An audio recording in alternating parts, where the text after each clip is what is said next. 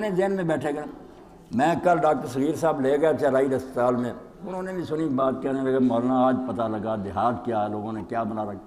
تو میں نے اس وقت کہا صغیر, اس وقت اگر امت مسلمان الجہاد فی الاسلام نہیں پڑھتی مولانا مودودی کا تو یہ اسی طرح ٹھوکریں کھائے. انہوں نے کہا, میں نے کہا مولانا 22 سال کے تھے جب انہوں نے لکھی. کہنے لگے اللہ 22 سال کا, اور وہ وقت تھا جب کچھ ہندوؤں کو قتل کر دیا مسلمانوں نے, یہی جو ہم کہہ رہے ہیں کہ انہوں نے گستاخی کی. اب ہندو پریس نے آسمان سر پر اٹھا لیا اور مشرق مغرب میں ہی دہائی مچ گئی کہ یہ دین تلوار سے پھیلا ہے, تلوار سے ہی قائم ہے, اس کے پاس دلیل کوئی نہیں. بہت طوفان بدتمیزی برپا ہوا اور جہاد کو بدنام کیا کہ یہ دہشت گرد ہے, خون کا مذہب ہے. حتیٰ کہ گاندھی جی جو بڑے مکار تھے, اپنی بات زبان پر نہیں تھے, اس کے منہ سے بھی نکل گیا کہ جب تک دنیا میں یہ قرآن باقی نہ امن نہیں ہو سکتا, یہ فساد کی کتاب ہے.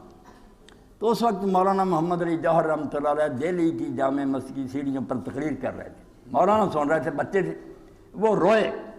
مولانا محمد علی روئے بے اختیار کہ کاش کوئی آج ہوتا جو دنیا کو بتاتا کہ اسلام میں جہاد کیا ہے. یہ بدنامی ہو گئی. تو مولانا کہتے ہیں میں تقریر سن کر گیا تو میرے دل میں یہ بات آئی کہ وہ آدمی میں ہی کیوں نہ ہوں, اور کسی نے کیا کرنا. گھر میں دین تھا, پڑھے تھے سب کچھ, مگر یہ پھر چلے گا 6 مہینہ کے لیے بھوپال. مسلمانوں کی ریاست تھی, نواب صدیق حسن رحمۃ اللہ نے بہت دینی لائبریریاں تھیں وہاں.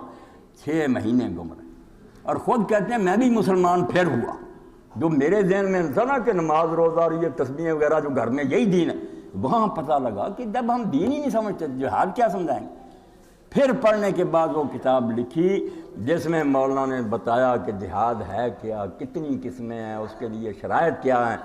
ہندوازم, یہودیت, بدھزم اور عیسائیت, ان میں جنگ کا کیا طریقہ, اسلام اس بارے میں کیا, اس سے موازنہ کیا. اور آخر میں جو باب لکھا کہ آج تک یہ دنیا کے دانشور جو جنوا کانفرنس انہوں نے کی اور وہاں طے کیے اصول کہ قیدیوں سے یہ کیا جائے اور یہ کیا جائے, وہ بھی مولانا نے آخری باب میں لکھے. اور ساتھ کہا کہ اب بھی تم لوگ وہاں نہیں پہنچے جو اسلام نے باتیں بتائیں, بہت پیچھے ہو تم. 600-700 صفحے کی کتاب, آنکھیں کھل جاتی ہیں. پہلے دین کو سمجھے. اگر یہ دین مذہب ہے کہ صرف نماز روزہ کرو, پھر ہمیں ہندوؤں سکھوں کسی قوم کے ساتھ جہاد کا کوئی حق نہیں, انہیں بھی پوجا پاٹ کا حق دینا چاہیے جیسے حکیم صاحب کہہ رہے ہیں. پھر لڑنے مرنے کی کیا ضرورت ہے, ہر کوئی آدمی اپنے عبادت خانے عبادت کرے. اصل میں یہ مذہب نہیں نا, جنگ اس لیے اسلام میں ہے, ورنہ تلوار اٹھانے کی کیا ضرورت. اتنی بات بھی نہیں کوئی مارنے آ جائے تو جان بچائے, یہ تو کوئی نہیں. یہ تو جانور بھی, چڑیا وغیرہ بھی پنجے مارتی ہے. ہمیں حکم ہے جارحیت کا, جارحیت کا, بچاؤ نہیں آگے بڑھنا. جو امریکہ نے سیکھ لیا نا, کم بخت نے سیکھا دین سے. یہ الگ بات ہے کہ وہ علاقوں پر جا رہا حملے کرنے, تیل چھیننے, ہماری معدنیات پر قبضہ کرے, وہ ظالم ہے. دین قبضہ کا حکم دیتا ہے کہ آگے بڑھو, ان کے علاقے چھین لو, ان کو گو یہاں اسلام قائم کرو, نظام کی حد تک, مذہب نہیں. پوجا پاٹ جو جی چاہے کرو, ظلم ختم کرو, ساری دنیا امن سے رہے, ہر ایک کو روزی ملے. اگر نہیں کر سکتے تو ہم آ جائیں گے, تمہارے علاقے چھین لیں گے. ظلم کو ختم کرنا, ایک دفاعی جہاد اس میں فصل ہے, ایک مسلحانہ. اور اس کا اثر آپ دیکھیں, پڑھیں گے تو پتہ چلے گا. کیا کریں, لوگ نام سے الرجک ہو جاتے ہیں کہ مودودی نہ کم بخت ہاتھ لگاتے ہیں. ایسا فتنہ جو ہے نا لوگوں نے اٹھا رکھا کہ پڑھو بھائی, چمٹ جائے گی کتاب. وہی بات جو کفار کہتے تھے, آفا تاتون السحر وانتم تبصرون, اور دیکھتے بھاگتے تم جادو میں پھنس رہے, جادو کہتے تھے, کیونکہ بات ہوتی ہے سچی, آدمی مان لیتا.